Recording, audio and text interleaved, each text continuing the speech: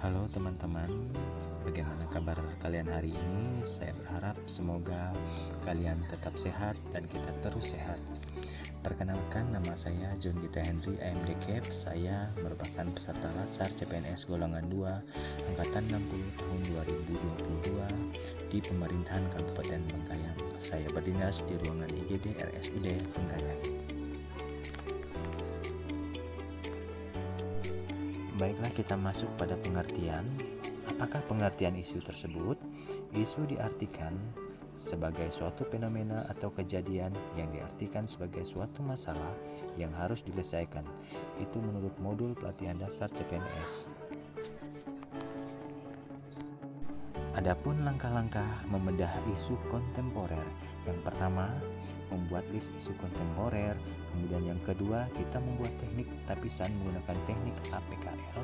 Kemudian yang ketiga, kita memilih isu yang terpilih. Yang keempat adalah membuat analisis menggunakan USG. Ini merupakan gambar dari Rumah Sakit Bumi Sbolo Kabupaten Bengkayang, tempat saya bekerja.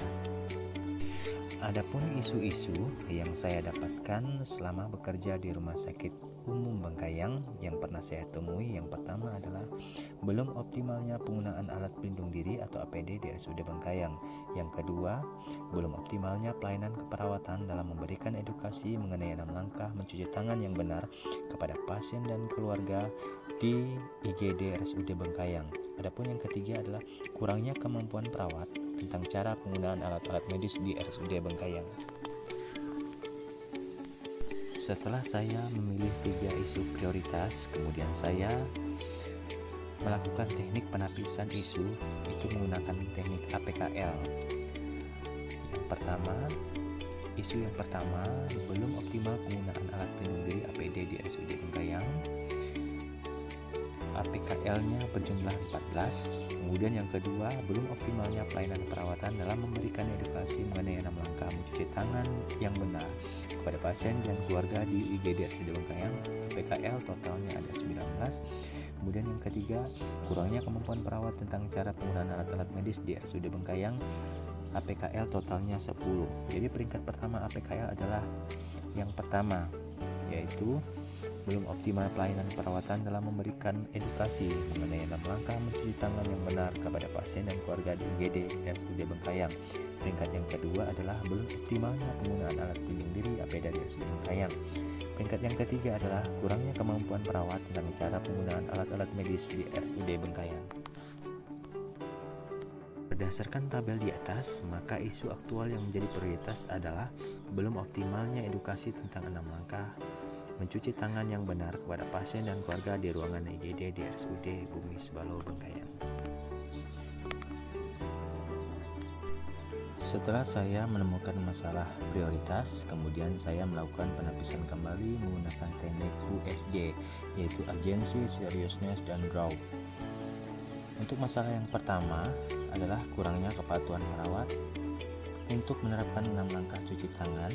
Urgency 5, Serius 3, Grow 3, totalnya 11.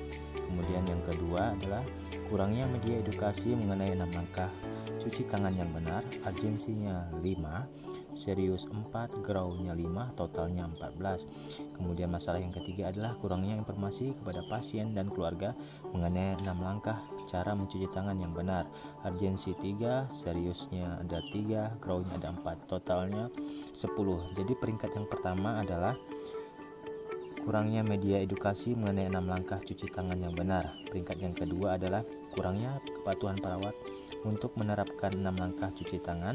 Kemudian peringkat yang ketiga adalah kurangnya informasi kepada pasien dan keluarga mengenai 6 langkah cuci tangan yang benar. Merujuk pada permasalahan di atas, maka dapat disimpulkan pemecahan masalah tersebut adalah optimalisasi pelayanan keperawatan dalam memberikan edukasi mengenai 6 langkah mencuci tangan yang benar kepada pasien dan keluarga di IGD RSUD Bengkayang. Terima kasih atas perhatian teman-teman semua. Demikianlah tugas individu saya tentang analisis isu kontemporer di ruangan IGD RSUD Bengkayang. Sekali lagi, semoga kita dalam keadaan sehat dan dalam lindungan dari Tuhan.